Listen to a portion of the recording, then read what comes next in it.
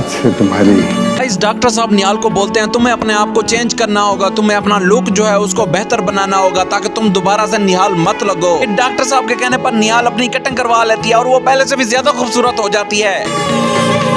निहाल की कटिंग हो रही होती है, निहाल बेचारी रो रही होती है क्योंकि उसे सारी पिछली बातें याद आ रही होती हैं। वो कहती है कि मैं इन सब का बदला जरूर लूंगी, इसलिए वो बार बार रो रही होती है।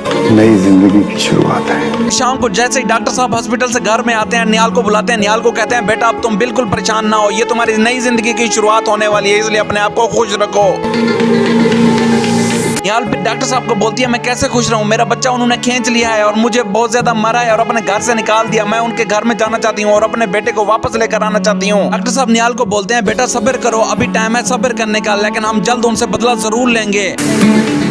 एक ऐसी जिंदगी। डॉक्टर साहब निहाल को बोलते हैं बेटा अब तक तुम गुर्बत की चक्की पीसते रही हो, तुम्हारे ऊपर बहुत ज्यादा जुल्म हुए, लेकिन अब वो जुल्म तुम पर नहीं होंगे, तुम ऐसा लाइफस्टाइल बनाओ कि खुद को तुम निखारो। तो तुम्हें सर से लेकर पांव तक। डॉक्टर साहब निहाल को बोलते हैं बेटा मैं जब भी तुम्हें देखता हूँ मुझे ऐसा लगता है मेरी बेटी मुझे वापस मिल गई है, कभी भी ऐसे मत सोचना कि मैं तुम्हारे साथ नहीं आऊंगा, मैं तुम्हारे साथ हमेशा साथ में खड़ा रहूंगा। और कहते हैं तुम बस अपने आप को ऊपर से नीचे तक ऐसे बदलो कि तुम्हारा निहाल का कोई नामो निशान बाकी ना रहे, बदल कर रख देगी। डॉक्टर साहब निहाल को कहते हैं बेटा अभी जाकर तुम सो जाओ, मेरा जवार साईं जो है वो बहुत ज्यादा जानने वाला है, कल आप और मैं उनके घर में जाएंगे, मैं उनको ये बोलूंगा कि ये मेरी अपनी बेटी है, उनको ये मत लगने देना कि तुम निहाल हो। बस फिर निहाल इतना प्यारा गेटअप का सूट पहनकर निकलती है, वो निहाल लगती नहीं है।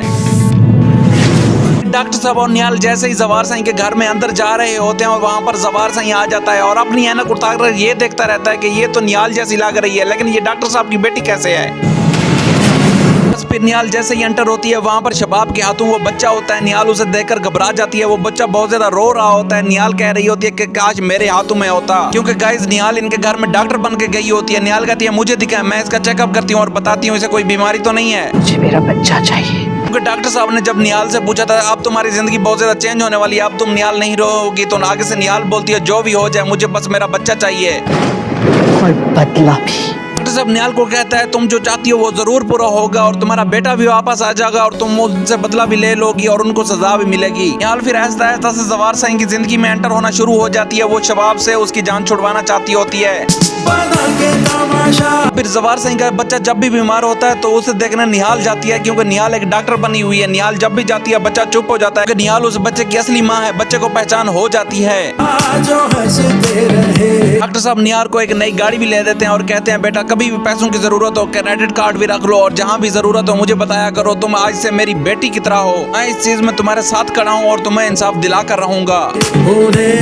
बस फिर अब डॉक्टर साहब और निहाल मिल जाते हैं और इन सब का सफाया कर देंगे। बाप के अंदर भी ऐसा खौफ और परेशानी बढ़ रही होती है, एक साइड से वो देखती है कि ये तो डॉक्टर की बेटी है और दूसरी साइड से उसे निहाल लग रही होती है। किसी को ये खबर न होने पाए कि तुम कौन हो। डॉक्टर साहब पहले ही दिन से निहाल को ये बताते हैं बेटा अगर किसी को पता चल गया कि तुम निहाल हो तो सारा जो मिशन है वो खराब हो जाएगा और किसी को भी हम पकड़ नहीं पाएंगे, तुम्हें अगर इंसाफ चाहिए और तुम पर जो उन्होंने जुल्म किया है उसका बदला लेना है तो तुम्हें हर चीज सब्र से करनी होगी और किसी को भी नहीं बताना।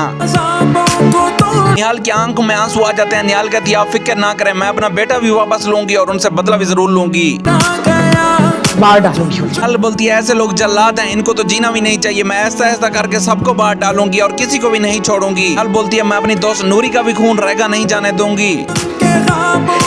जब उनके घर में गई हुई होती है जवार साईं की बहन आ जाती है और कहती है रुको लड़की तुम कौन हो। वो जैसे ही मुड़ती है वो कहती है मैं डॉक्टर हूँ, लेकिन जवार साईं की बहन को ये लग रहा होता है ये तो निहाल है। फिर उसके जहन में आता है हमने तो इसको मार डाला था, तो उसे ये लगता है ये निहाल नहीं होगी, ये डॉक्टर की ही बेटी है, एक से अपना बदला लूंगी। अगले दिन जवार सिंह जैसे ही अपने कमरे में बैठे होते हैं उसे बार बार निहाल के ख्याल आ रहे होते हैं। उसके जहन में ये आ रहा होता है निहाल आखिर किधर गई, ये निहाल की तरह लग रही है ये, लेकिन ये तो डॉक्टर की बेटी है।